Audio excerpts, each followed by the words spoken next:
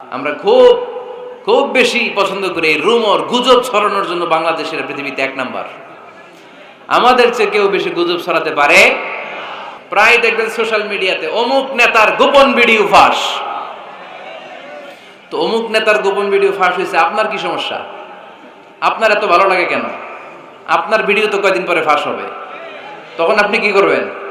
News একটা শুনলেই আমরা শেয়ার দিব না ভাই, আমরা একটু চেক করব, ক্রস চেক, ডাবল চেক, নির্ভরযোগ্য তথ্যসূত্র তালাশ করব যে আসলে এই ঘটনাটা ঘটছে কিনা। 100% যখন আপনি confirm, then you may share in Facebook, that's not a big deal. নবীকে শিখানোর মাধ্যমে আল্লাহ তাআলা গোটা উম্মাহকে শিখাই দিলেন, ইন জাআকুম ফাসিকুম বিনাবাইন ফাতাবায়ানু। কেউ যদি খবর নিয়ে আসে, শুনেই বিশ্বাস করো না, আগে যাচাই করো।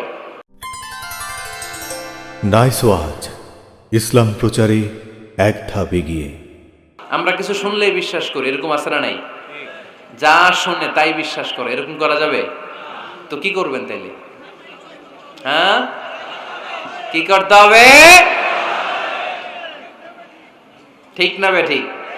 হ্যাঁ, ঘটনাটা ঠিক না বে ঠিক, এটা আমাদেরকে যাচাই করতে হবে। You have to justify the news, you have to verify the report. Whatever you found in social media or Facebook, don't share. Think twice before you share, man. Share করার আগে দুইবার ভাববেন যে শেয়ার করব কি করব না।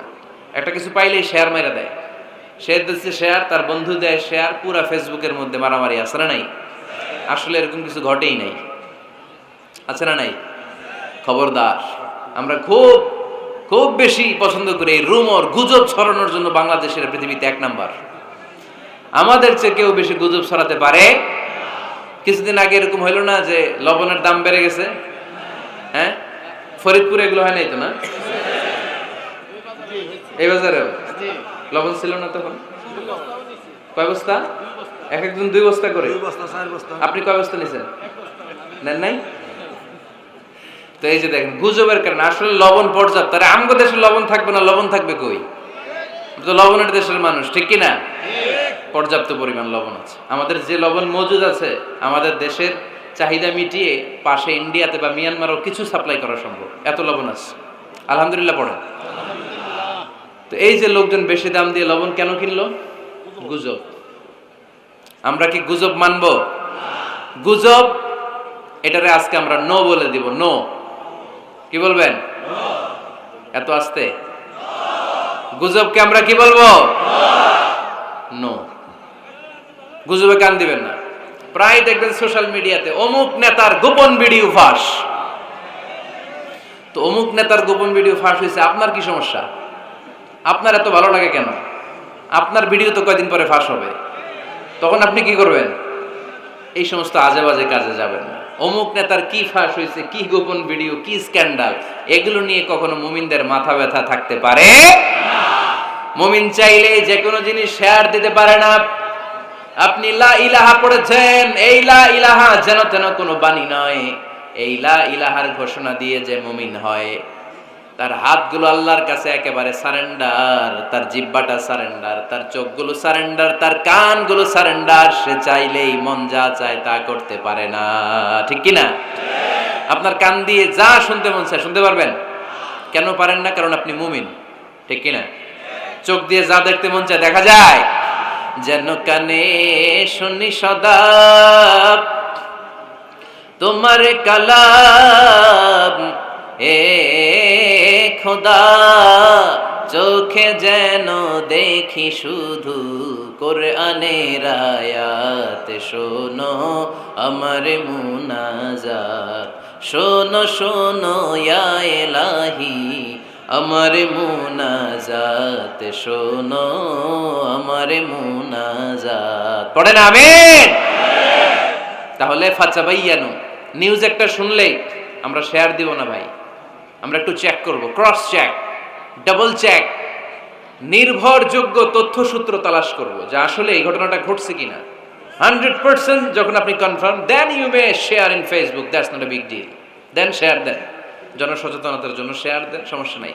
কিন্তু না জেনে শেয়ার দেওয়া যাবে? কথা বলেন। আল্লাহ রাসূল সাল্লাল্লাহু আলাইহি ওয়াসাল্লামের জীবনে এরকম একটা ঘটনা ঘটেছিল।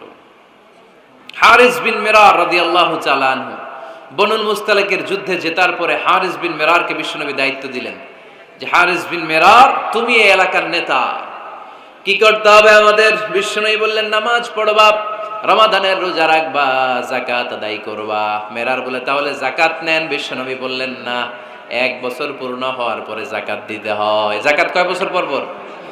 যাকাত প্রতিদিন দেয়া লাগে।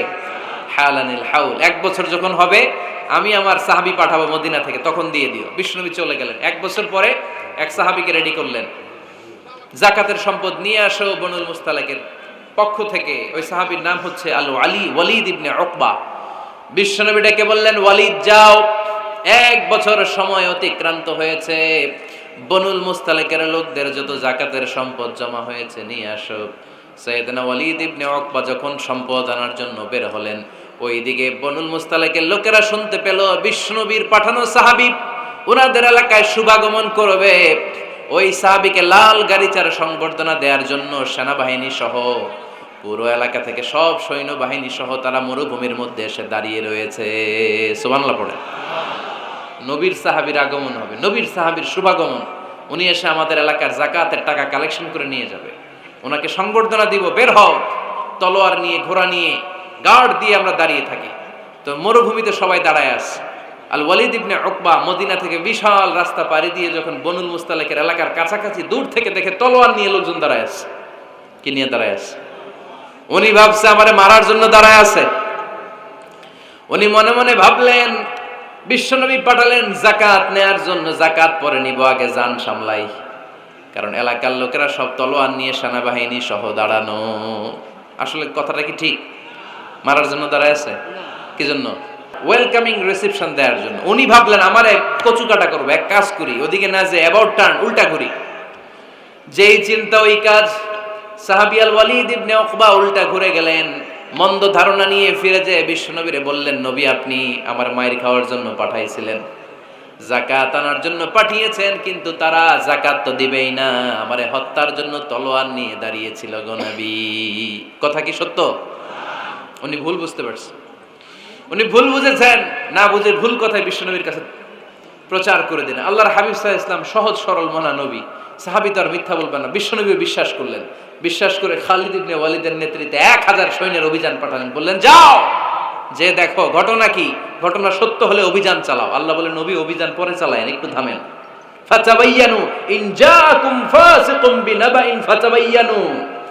নবী ওয়ালিদ এসে আপনার কাছে দেই তথ্য প্রচার করেছে, তথ্যটা সঠিক নয়, আগে যাচাই করেন, তারপরে অ্যাকশনে যান। ঠিক কি না? আমরা ডাইরেক্ট অ্যাকশন মারি। আমরা কি করি? Action, action, direct action. সত্য না মিথ্যা ধার ধারি না।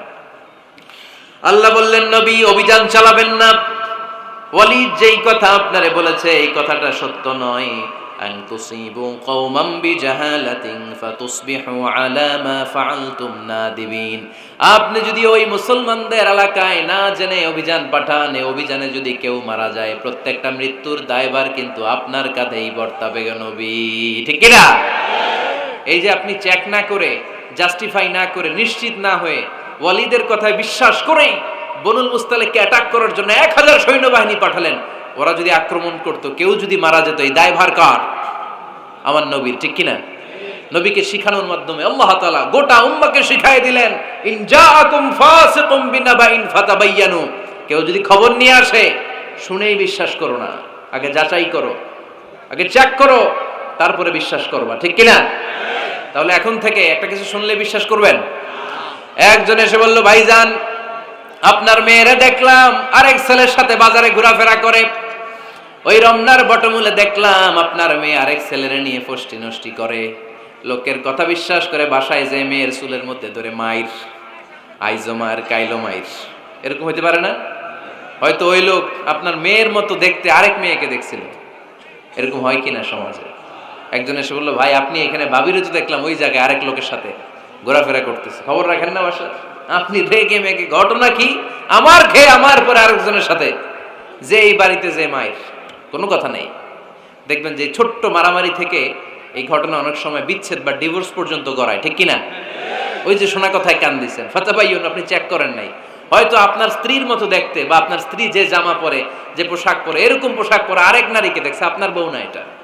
আপনার মেয়ের ব্যাপারে যে তথ্য দিয়েছে এটা সঠিক নয়, সে আপনার মেয়ের মতো আরেকটা মেয়েকে দেখেছে, এসে আপনার কাছে বলে দিছে, আপনিও বিশ্বাস করছেন। ভেজাল আছে না নাই? এই ভেজালগুলোকে থামানোর জন্য কোরআনে এই বিধানগুলো নাজিল করেছে কে? তাহলে ফরিদপুরের ভাইয়েরা, 3 নাম্বার গাইডলাইন সমাজটারে সুন্দর রাখার, তথ্য একটা শুনলেই বিশ্বাস করবেন না। সিলে কান নিয়ে গেছে শুনলেই সিলের পিছনে দৌড়, নাকি? কি করবেন? আগে কানে হাত দিয়ে একটু দেখবো কান দুইটা আছে না নাই, তারপরে চিলের পিছনে দৌড়াবো। তাহলে এখন থেকে আমরা তথ্য একটা শুনলে বিশ্বাস করব। তাহলে কি করবেন? বলতে হবে কি করবেন?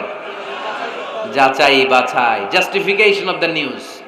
কোন নিউজ জাস্টিফিকেশন ছাড়া আমরা প্রচার করব, বিশ্বাস করব, শেয়ার করব না।